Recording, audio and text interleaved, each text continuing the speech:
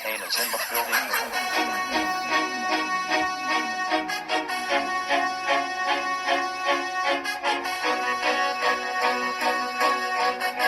Welcome to the sports podcast that will put you in the zone all the time. Welcome to Pac Sports Zone with me, your host, Peter Pacman Clarke. What up, guys? It is good to be back after a couple weeks off of a lot of stuff going on. We are finally back for another episode of Pac Sports Zone. And it's just in time as the NBA draft is going on tomorrow. And I want to obviously, first of all, go over what my top 10, top 14 will be. Go over maybe a couple of the picks that you can bet on for the draft props. And also a couple of trades that went down that I think will have significant impact. 3 trades to be exact will have impact on the NBA, possible NBA final implications next year. So let's get off with the first thing. Chris Paul. Everybody knew he would have been traded. People didn't know where he would be traded to. There was talks of New York for the Knicks. There was talk about other places. He gets his team and he's going to the Phoenix Suns of all places. Devin Booker finally gets another guy to go with him on the outside. Devin Booker has been running point guard for them a lot. Obviously, he's more of a shooting guard, but they didn't really have anybody to handle the ball, run the offense, everything. So I ran through him. Now, with the trade of Chris Paul, they have their big 3 in place. They have Chris Paul, they have Devin Booker, they have DeAndre Ayton. And with how the Suns played in the bubble last year, you can see them getting it together. They went 8-0. They're playing like they want to make that next step. And now adding Chris Paul just adds everything to that, because Chris Paul elevated that Oklahoma Thunder team that nobody thought was going to make the playoffs. And they elevated them to a point where they were a real threat. They were very good. They were very competitive. They made the playoffs. They were competitive in the playoffs for that first round. Now, add him, add Devin Booker, have DeAndre Ayton. You still got other people on that team that are young players on that team that may step up, and we'll see how if that works out or not. But with those 3 alone, that's a playoff team. And with how young those guys are, especially DeAndre Ayton, they have a chance to be big time in the future. Now, Paul is getting up there in age, but he still has a couple years left. That's going to be a really fun team to watch next year. And I think they're going to have a better record than the OKC Thunder had this year. So you definitely got to watch out for that team. The other trades that both happened with the same team. The Milwaukee Bucks, as obviously people were wondering with how they pretty much took a step backwards and how they regressed and lost in the second round. They lost to the Miami Heat. What's going to happen now? How would they move on? How would they find a way to keep Giannis? We still don't know if they're going to find a way to keep Giannis after this year. However, they're putting everything into their bucket to try to keep him. And they went out and got another legit star in Jrue Holiday. Holiday's a 20-point scorer. He's going to be a legitimate second scorer on that team. And that's something that I personally thought they overpaid Chris Middleton. They paid Chris Middleton to be the number 2 guy. And in my opinion, he's a number 3 guy. He's a good guy. He's a good scorer, good outside shooter, but he shouldn't be your number 2 scorer. And now with Jrue Holiday, he is a legit number 2 scorer. But the other guy they brought in, and much people might not know about him, Bogdanovic from Sacramento Kings. I watched a lot of him a couple years ago. He's a very good shooter. He's a solid scorer. And the thing around Giannis is that you want people that can shoot around him. Now, you look at their team now, and you're going to have a lineup that can end games that has Giannis obviously will have a clear middle because he has Brook Lopez that can shoot threes. He has Chris Middleton that can shoot threes. He has Bogdanovic that can shoot threes. And he has Jrue Holiday that can shoot threes and be a second scorer to take some of the load off them. Those 2 trades that they did really did put them, in my opinion, as the best team in the East. And I'm not just talking about regular season now. They were obviously the number 1 team in the NBA, had the best record, number 1 team in the East, but they weren't playoff team in my opinion. That's why I didn't think they were going to win. They didn't show enough heart against Miami, but getting these 2 players is a huge boost for them. And I think it puts them now in place where they can be a legit championship contender and be playoff ready, not just be regular season. But with that said, everybody will be talking about the draft tomorrow, and I want to go over what my top 14 picks will be. go over each person, maybe go over some side bets if there's a couple that you guys maybe that I saw on the internet. Let's start it off. The big thing, number one pick, pretty much is a two-man race. If you go to all betting odds, it's between LaMelo Ball and Anthony Edwards. If you asked me this question yesterday, I would say LaMelo Ball was the top pick. The reason why is because he probably has the highest ceiling. He probably is the most talented in terms of upside. He's a 6'7" point guard who all of us remember him from a couple years ago throwing up half-court shots, and he was immature and all that stuff. He seems to have grown a lot. His body definitely filled out, and he's a elite passer when it comes to pick and roll, which is 90% of the NBA right now is pick and roll. So with that being said, I think from everything I'm hearing, it's the Minnesota Timberwolves will pass on him and take Anthony Edwards, who is probably the top wing in the draft. And the NBA now is about wings. Before, the old NBA, what I used to love, is about getting a center, getting a point guard. The wings were secondary. You just got shooters and defenders. It was all about point guards, and it was all about centers. Now, it's all about wings. You go over all the top players in the league, and 90% of our wings, whether it's Kevin Durant, whether it's Kawhi Leonard, whether it's LeBron James, Davis, even though he's a center, he can play power forward and he can shoot from the outside. It's all about being able to play on the outside, play on the perimeter, and get your own shot. And that's something that Anthony Edwards can do. And he can probably do it better than Wiseman, better than Ball in terms of getting his own shot off. And he's 6'5", he's 225 pounds. He's a solid build. He's still a young kid. He's perfect for what Minnesota wants because they have their point guard in D'Angelo Russell long term. They have their center in Karl Anthony Towns long term. This is all about getting the wings now. They need wings players, and they were not happy with Andrew Wiggins. They traded him away last year to the Golden State Warriors, and now this is going to be the guy that they want to be the next top wing player in the league. And I don't know how ESPN gets their metrics. They said there's a 41% chance, according to their predictions, that he'll be an all-star.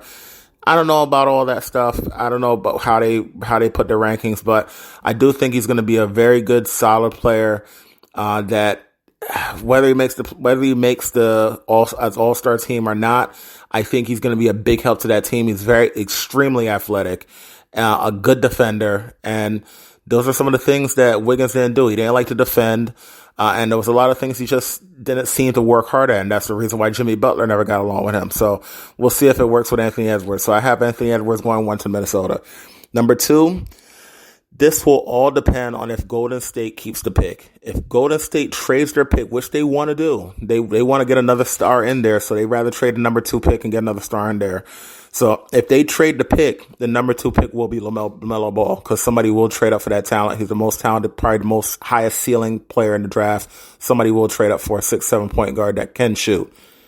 If they happen to keep the pick, the perfect fit for them is James Wiseman, because we already know you have the outside shooting with Curry. You have the outside shooting with Clay. You have Wiggins at the 3. Getting another big man to go next to Green, would be huge for them. And Wiseman is a guy, he can step out 15 feet and make a jumper, but he's a great defender. He's going to be a top-notch defender, like all NBA defender at one point. And they need that right now. And plus he's very good around the rim. He can score. He needs a little bit more confidence, but he's getting better at that.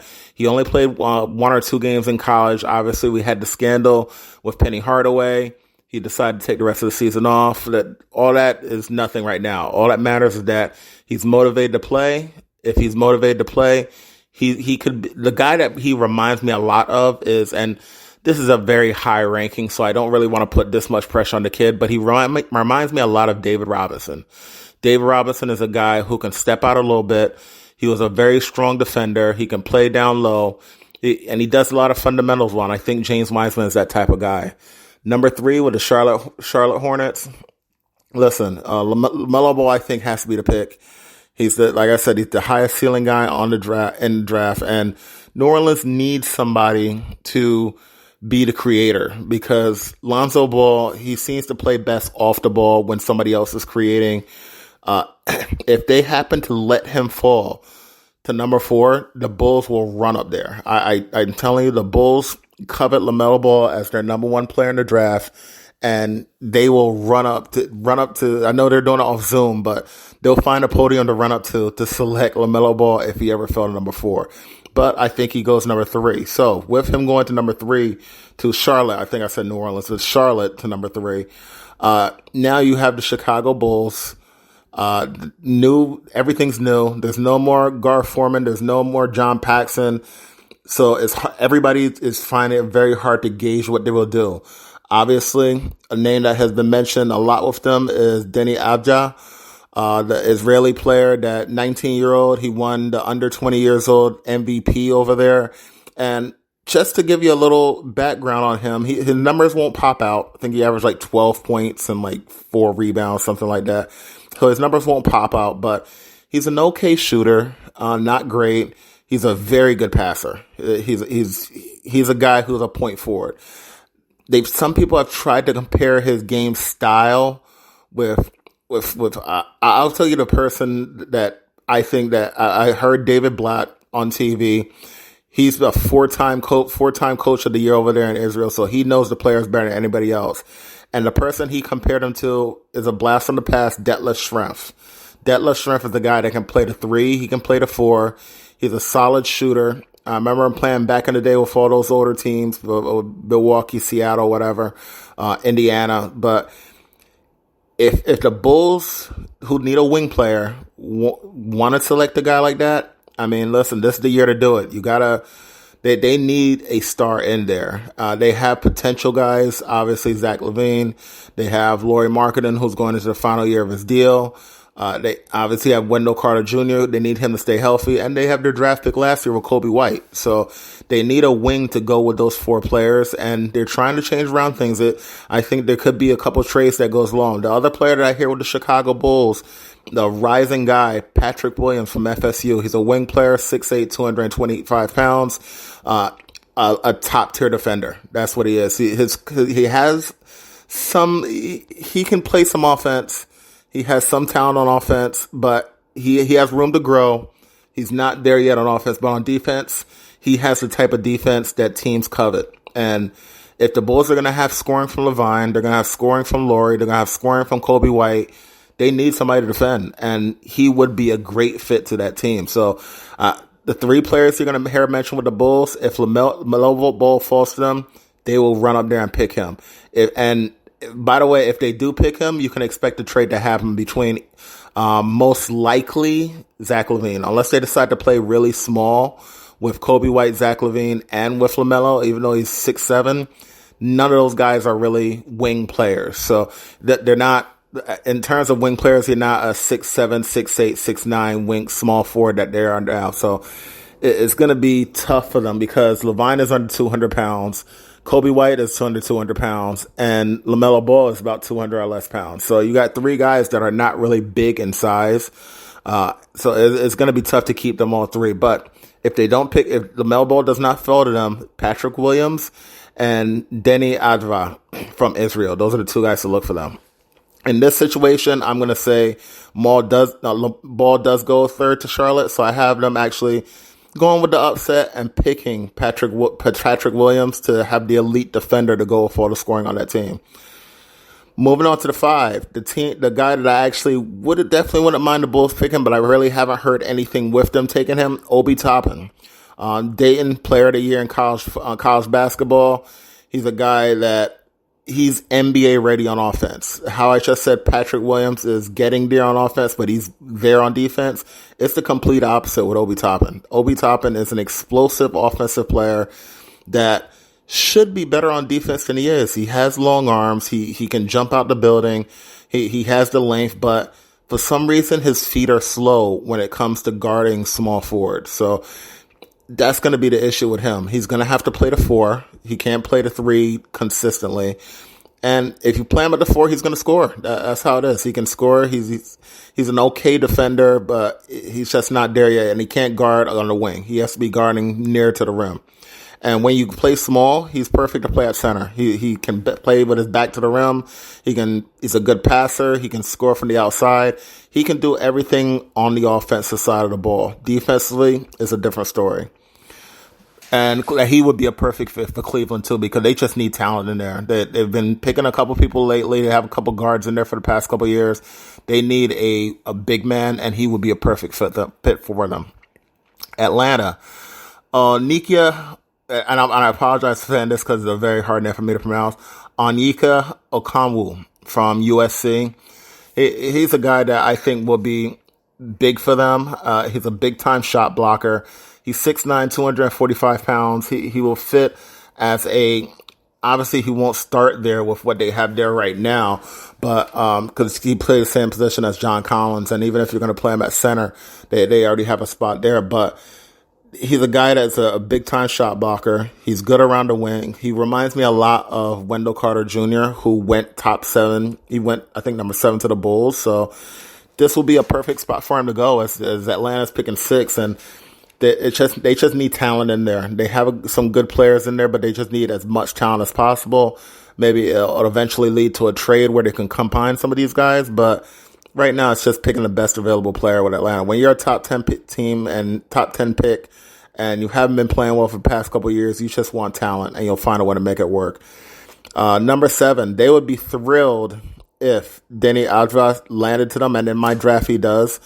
That would be huge for them. As I said, David Blatt earlier compared him to Detlef Schrempf. Other people have compared him to Danilo Gallinari. He has the game of Danilo Gallinari in terms of his, I don't even want to say his game. He has the body of Danilo Gallinari. However, he is not near as good of a shooter as him, but he's a better passer and he's a better ball handler. So I don't think their styles are anywhere different. I don't know where that comparison came to, but I have heard that comparison. But I think he can be a solid player. I just want to see how he converts to the NBA game. That's always the question with all the international players. And when the Bulls first got the number 4 pick, and I'm a Bulls fan, I said no to him. The reason why is because I'm scared of picking a guy like that. And listen, you go back to all the international players, and I've been always in on it. I usually research the players very good. I'm always on top of who the best players are over there and the top shooters and everything like that.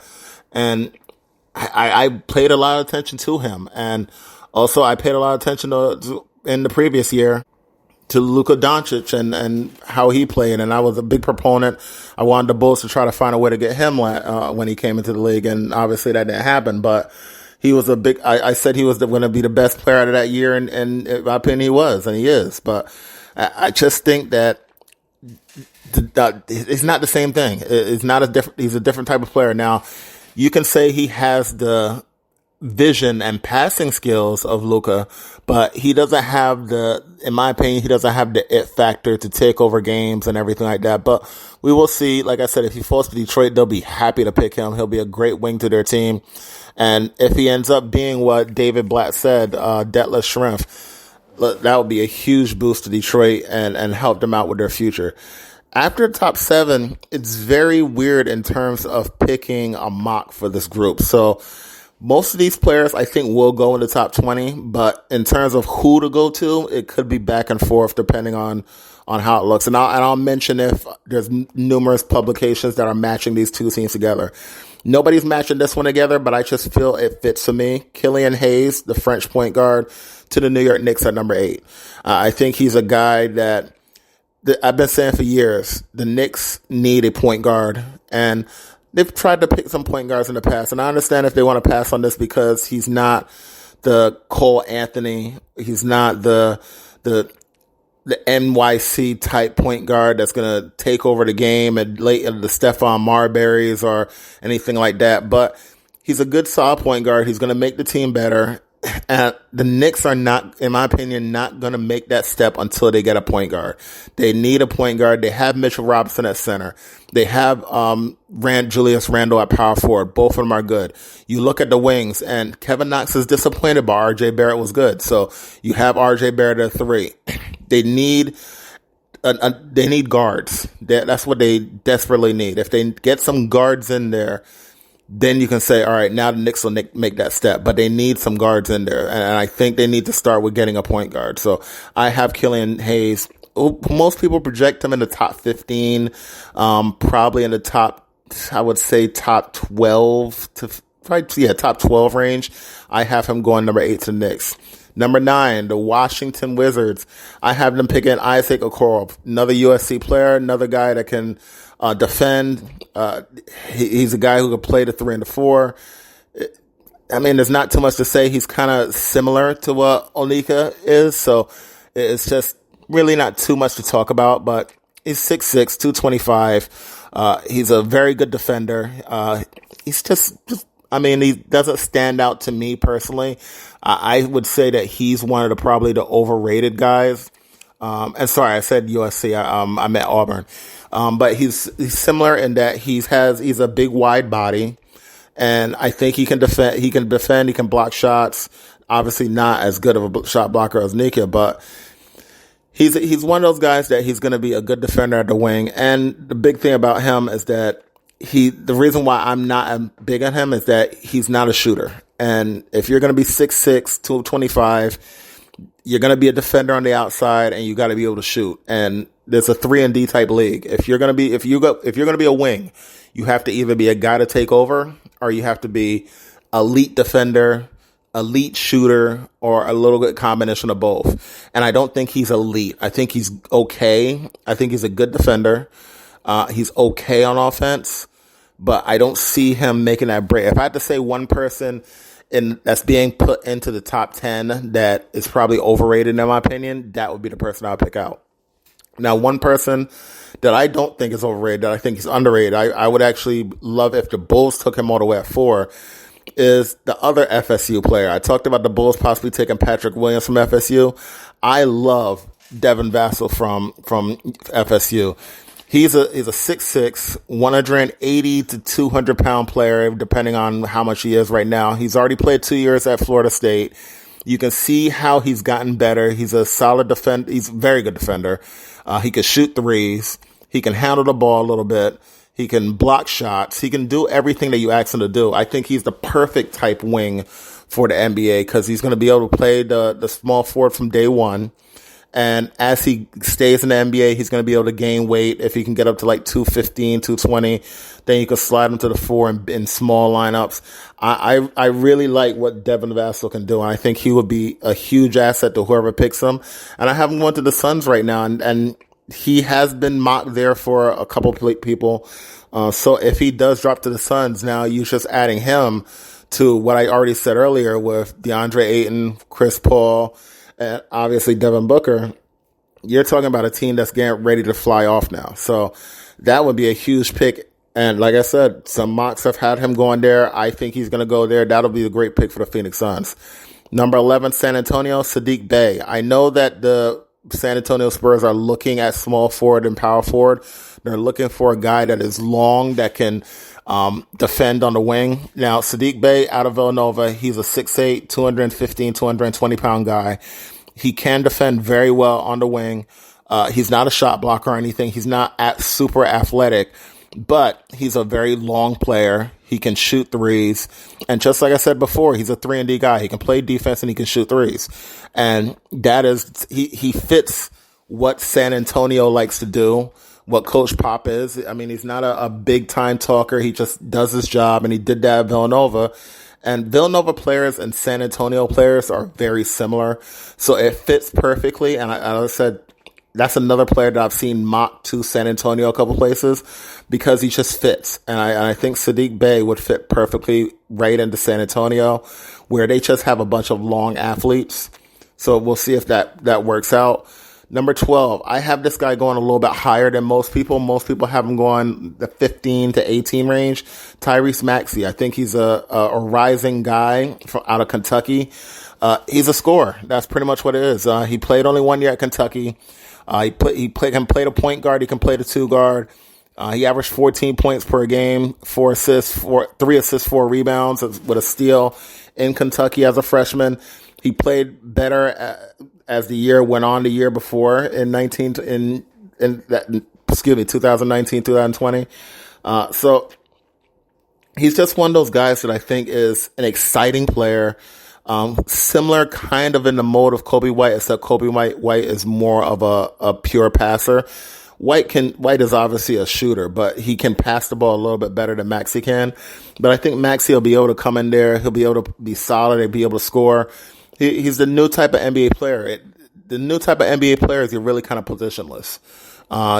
If you're coming and you're a true center, you really are kind of labeled ineffective. If you're just a true point guard, they start to say, oh, you can't shoot. So the new age player is somebody that can play the one or the two. They can shoot. They can pass a little bit. Not great passers, but they can shoot. You look at the guys that come in that are wings. They can play the 2, the 3, or the 4. They're usually about 6'6" to 6'9", and they play all three positions. You got to be able to mix it up and be tough. You got to be about 220 pounds because you got to take the beating if you go inside. You got to be able to shoot. You got to be long and be able to defend. And then the big men have to be able to run. That's it. You got to be able to, if you're the slow back down big man, it's kind of labeled you pointless now. You need to be one of those guys that is super athletic, can jump out the building, can block shots, can run like a deer up and down the court. So a guy like Maxey fits into what the new NBA is. He's not a pure point guard, but he's a guy that can shoot, he can run, and he can score. So, and at 19 years old, that's something that everybody in the league covers. He may not be a great player, but he's definitely going to be a contributor. Moving on to the next spot, another guy that has been rising, so he could go higher than I'm predicting right now, Tyrese Halliburton, out of Iowa State. Now, he's another person that is a guard. He's only 175 pounds, but he is 6'5", so he has height. And if you're a tall point guard type guy, you're gonna be covered in the NBA because you just have that length. You want length at point guard, and he's a guy who has 15 points per game, averages almost 7 assists, 3 steals because of his length. And also you got to block. Like he's a guy that really you want to stick in there from day one. I can see, remember how I said the Knicks need a point guard? If they don't take somebody like Killian, I can see them picking somebody like Tyrese. I think Tyrese Halliburton would also be a perfect fit for the Knicks because he's a good passer. He's a good scorer and he can shoot threes. So if you add a point guard who can pass well, can shoot well, is long so they can defend, he really doesn't have much weaknesses. So I can see him going much higher than I have him. I just kind of pushed him down because of the way it kind of fell in my mock draft. But everything can change instantly because starting off with if somebody trades up to 2, Golden State, they take LaMelo, Wiseman falls to somebody. If the Bulls decide they can go if LaMelo falls to them, or if they pick Patrick Williams, or if they pick Denny, it all changes up the draft. So just by how the top 2 or 3 guys go, it will show how the rest of the draft will go. So I can easily see Halliburton either dropping this far and going to a team like New Orleans, or going up much, and goes back to what I was saying earlier when I was talking about New Orleans and I was talking about Ball.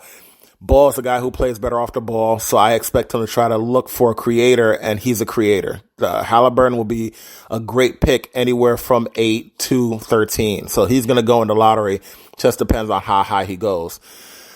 Last pick of the lottery, the Boston Celtics. Celtics have a lot of people on their team that are already contributing, so they probably would like to trade this pick, but if they do keep it, I have them taking a little bit of a wild card, RJ Hampton.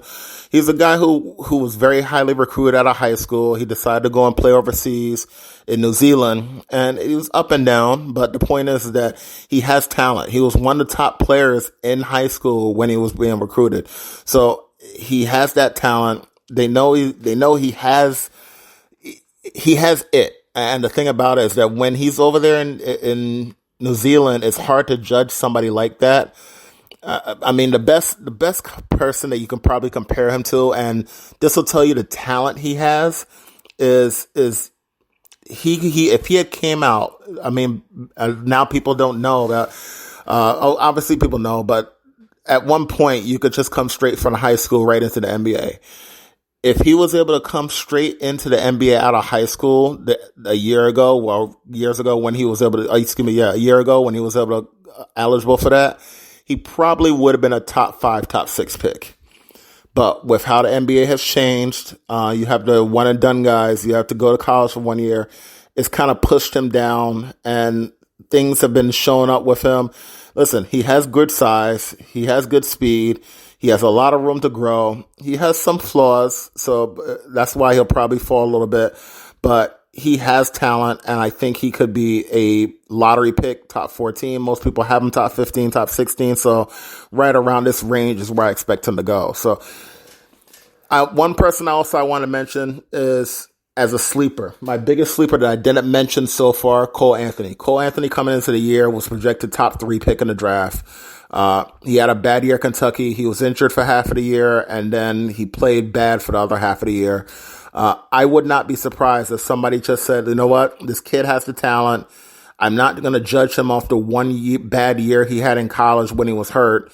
I'm just going to pick him, and there's a possibility that somebody in the top 15, maybe even the top 10, could just jump up there and say, you know what, I'm going to take him. And I wouldn't be surprised because he has a lot of talent. He came into college as a shooter, as a scorer, and he's a fast point guard that can actually pass the ball pretty well. And he still has those talents. He just went through a lot last year, being injured, a bad Kentucky team, and it just didn't work out. But he still has that talent. So I really think he's a big sleeper. And the way it looks right now, he won't go in the top 15. Some people have him around the 20 range. If he falls that far, he could be a huge pick for somebody to be fought. Somebody that I think he's a better version of and also fell, but mostly because of his size. He's bigger than him. But Carl Edwards, the point guard out of Purdue, he fell to the end of the first round, early second round, and he plays in Boston right now. Now, he's better. He was better than him, but Edwards was a better college player. He played more years in college, and that was the reason why he fell. Cole Anthony's still 19 years old, so I think he's going to go higher, obviously, than that. He's going to go, in my opinion, in the top 20. And somebody's going to get a steal because I think he has a lot of talent that is ready to be unleashed. And if you're a team that has 2 picks in that first round, you want to try to trade up with that second pick and try to take Cole Anthony, because that would be a very good second pick if you already have somebody maybe in the top 10. So you add somebody in the top 10. I'll give the New York Knicks. The New York Knicks are a perfect example because the New York Knicks pick 8th. Minnesota is another team that picks 17th. And if you pick that round those picks, you pick 8th, you pick 17th. And the Knicks, for example, Knicks are a little bit lower in the first round as they pick 27th. But if you're those teams and you know you're going to have a pick probably in the top 10, and now you're going to have that second pick and you get Cole Anthony, it's almost like you got 2 top 10 talented picks. So it's going to be an interesting game, interesting night tomorrow. First Zoom for the NBA. We've seen the NFL do it. Obviously with everything with COVID and everything, people shut down. You're going to have everything just be over Zoom, everything over teleconference and video conference. So it's going to be a little bit weird, but it's going to be interesting. So it's going to be fun to see everything that happens tomorrow. Once again, it's good to be back. We're finally starting back Pack Sports Zone. Obviously, there's not as much sports going on other than football. So obviously, we'll be giving the football show. And then maybe every other week, I'll give you a combined sports show, probably on Tuesdays. The football show will probably be either Fridays or Saturdays. So we'll be cutting it down to twice a week as there's no more baseball, there's no more basketball. But we'll get you the stuff you need to see. So with that said, once again, tomorrow will be the draft, and we are back. So we'll be back. The show will go on. We'll be back with you once or twice a week. Go have fun. Not too much fun. Don't invite too much people. We need this COVID stuff to stop so we can get back out. But I'm your host, Peter Pacman Clarke, the sports god. We'll catch you guys later. And if you catch me on Twitter, Pacman453323, I'll be able to answer your questions during the draft. If you have any questions about any player props or anything like that, I'll be on there answering them. But till next week, or probably till Saturday for football picks, I'm your host, Peter Pacman Clarke. Peace out, guys.